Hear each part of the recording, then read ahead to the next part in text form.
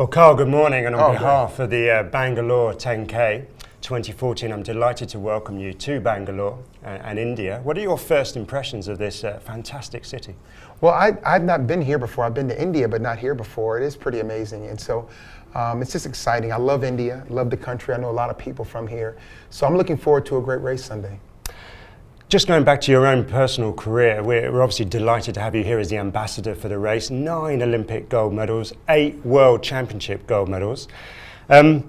What sort of tips and advice can you give these guys that are going to run 10K, the fun run on Sunday, in all of this heat and at altitude as well? I think it's about 800-900 meters here. Yeah, well, the big thing is hydrate, because it is warm, and a lot of the runners are used to it. But a lot of the people that just getting out running, it's difficult for them. But I think that if you just go out and have fun, don't go out too fast, don't get too excited at the beginning of the race, I think they'll be okay. And again, with your own career and the way that it spanned 5 Olympic Games and the 65 consecutive victories, I believe, in the long jump, what sort of focus do you think these guys need to have in the second half of their 10K race? Well, the one thing, it's funny, because I ran for the Santa Monica Track Club, and we had a lot of good distance runners, and I used to always ask them, what do you guys think in your races?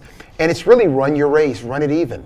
And so the second half is just try to run the race even and keep the pace going. Because so oftentimes, you know, the professional runners can surge and go back and forth, but most of the other people need to just try to keep it methodical and just keep it going mile after mile and just focus on the finish line. I loved hearing you talk earlier on this morning when you mentioned about actually really pushing hard in the final stages. Everybody can find something, can't they? Everyone has a sprint finish of some kind. Oh, absolutely. And the greatest thing I say is that you find someone in front and focus on them, because if you have 200 meters or 300 meters to go, in a race like this, there's always going to be someone in front of you. So therefore, focus on someone and say, let me pick that one off. And then when you get there, then pick that one off. Make sure it isn't too early, because you don't want to die right at the end. and if we're right, you looked so graceful when you ran on the track. You were an absolute master of technique. 10K is a long way, but have you got any technical tips you could give the runners for Sunday about maybe their own technique and how to run? Well, you know what's interesting? That's a good question. I mean, Alberto Salazar and I had this discussion. Coach Tellez, my coach, told Alberto, you know what? Distance runners run just like sprinters, but slower. Yes. So at the end of the way, you can learn from sprinters. Watch the way they sprint and just run the same way, but just run slower. So it's the same thing. Fantastic. Now, if we look at the actual race itself and Bangalore as a city, the kind of carnival spirit that India and Bangalore bring to the race, what do you think in terms of your own progression over the years? How do you think Bangalore can grow and running can grow in India? Well, one of the things, it already is, and it seems like it's booming here, and to have a race this big in a city like this is tremendous. But this is a city for technology, and so that's a way, and you're going to see, I think, why Bangalore can really grow fast, because people, whether it's through social media or the technology that's going on here, that's going to send it around quickly. But the big thing is that you have to understand that running is a social event. And a race like this is social. Some people are going in there trying to win the race, but most people are just trying to finish the race. So, and along the way, they're talking to someone, they're meeting new friends, and they're encouraging others, and they'll have people on the sideline throwing water. That's what this race is about, and that's what's going to make it grow more. Bringing the family in. If they're not running, get them a part of it. Have them yell for you, have them send water for you, have them do anything. Now you're still a very fit and healthy man. What are the health messages that running and athletics can bring to a nation and to yourselves? Well, the greatest thing is to keep moving. Years ago, I heard someone say, if you don't have a reason to get up, you will not. So if it's just a slow run every single day or 3 times a week, then that inspires you to get up and keep going.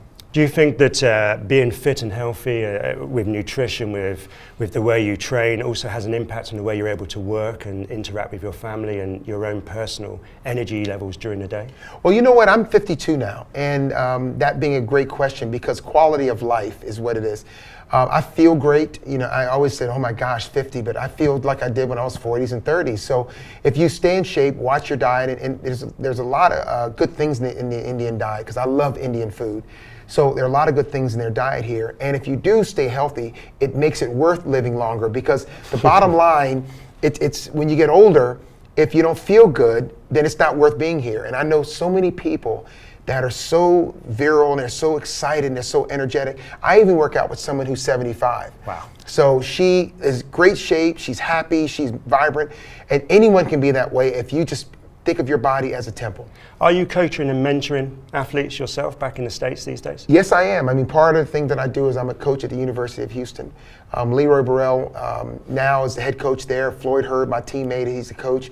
And Kyle Tellez, who is my coach's son, we all work together. And it's an exciting thing for me. It just gives me an energy that I didn't know that I have right now. And not only working with the kids on the track, but also help mentoring them as young people.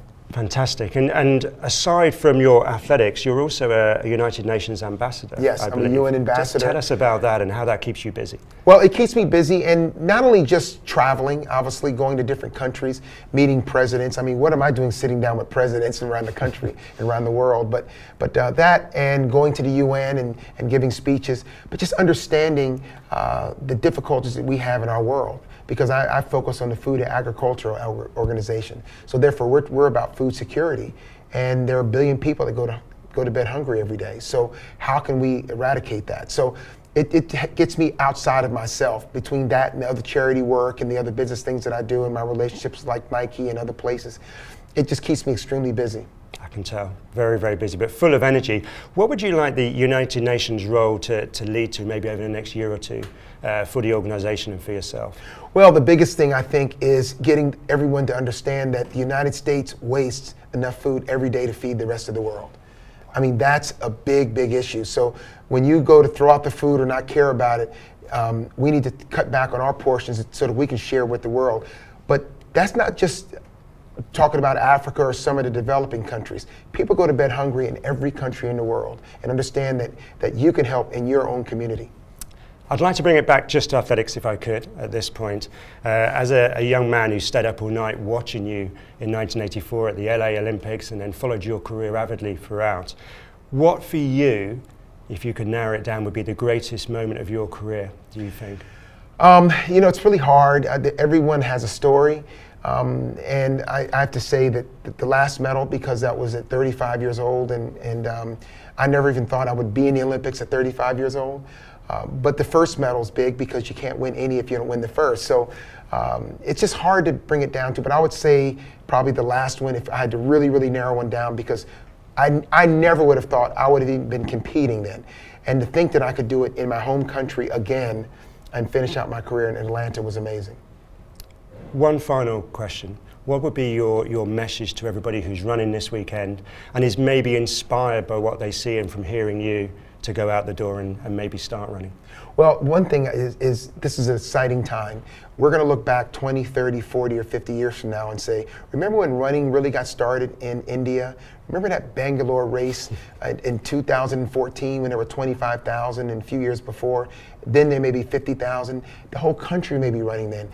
You're going to be a part of it. You'll be a part of the running revolution that happened in the United States in the 70s. And it's a great thing that's gone all over our country. It's happening now here. Carl, it's been a pleasure to meet you. Thank you for coming to Bangalore. And we look forward to you being an absolute inspiration for everybody this weekend. Absolutely. Thank you. Thank you.